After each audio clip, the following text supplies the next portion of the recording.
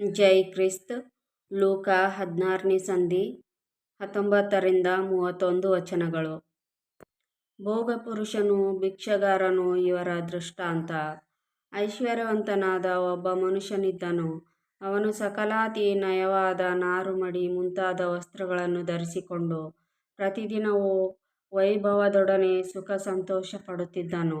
ಅವನ ಮನೆ ಬಾಗಿಲಲ್ಲಿ ಲಾಜರನೆಂಬ ಒಬ್ಬ ಭಿಕ್ಷಗಾರನು ಬಿದ್ದುಕೊಂಡಿದ್ದನು. ಇವನು ಮೈತುಂಬ ಹುಣ್ಣೆದ್ದವನು.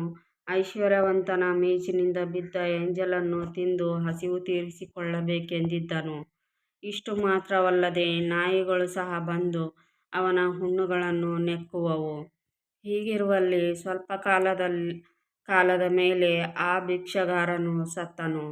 ದೇವದೂತರು ಅವನನ್ನು ತೆಗೆದುಕೊಂಡು ಹೋಗಿ ಅಬ್ರಹಾಮನ ಎದೆಗೆ ಒರಗಿಸಿದರು.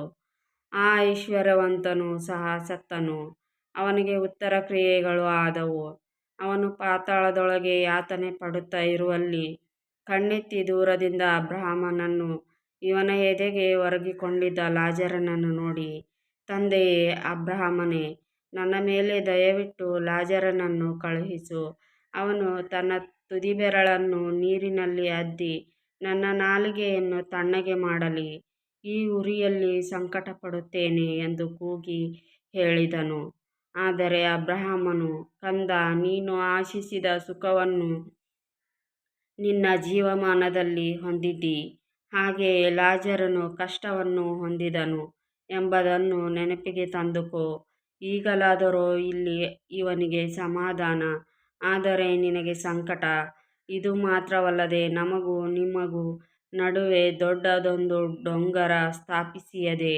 ಆದ ಕಾರಣ ಈ ಕಡೆಯಿಂದ ನಿಮ್ಮ ಬಳಿಗೆ ಹೋಗಬೇಕೆಂದಿರುವವರು ಹೋಗಲಾರರು, ಮತ್ತು ಆ ಕಡೆಯಿಂದ ನಮ್ಮ ಬಳಿಗೆ ಯಾರೂ ದಾಟುವುದಕ್ಕಾಗದು ಅಂದನು.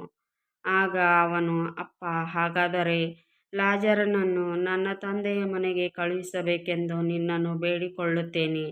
ನನಗೆ 5 ಮಂದಿ ಅಣ್ಣ ತಮ್ಮಂದಿರಿದ್ದಾರೆ. ಅವರು ಸಹ ಈ ಯಾತನೆಯ ಸ್ಥಳಕ್ಕೆ ಬಂದಾರು. ಬಾರದಂತೆ ಅವನು ತಾನು ಕಂಡದ್ದನ್ನು ಅವರಿಗೆ ಚೆನ್ನಾಗಿ ಹೇಳಲಿ ಅಂದನು.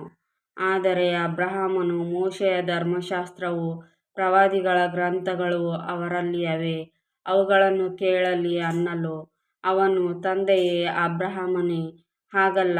ಸತ್ತವರ ಕಡೆಯಿಂದ ಒಬ್ಬನು ಅವರ ಬಳಿಗೆ ಹೋದರೆ ಅವರು ದೇವರ ಕಡೆಗೆ ತಿರುಗಿಕೊಳ್ಳುವರು ಅಂದನು. ಅಬ್ರಹಾಮನು ಅವನಿಗೆ, ಅವರು ಮೋಶೆಯ ಮಾತನ್ನೂ ಪ್ರವಾದಿಗಳ ಮಾತನ್ನೂ ಕೇಳದಿದ್ದರೆ ಸತ್ತು ಹೋಗಿದ್ದವನೊಬ್ಬನು ಜೀವಿತನಾಗಿ ಎದ್ದರೂ ಅವರು ಒಪ್ಪುವುದಿಲ್ಲ ಎಂದು ಹೇಳಿದನು. ಆಮೆನ್.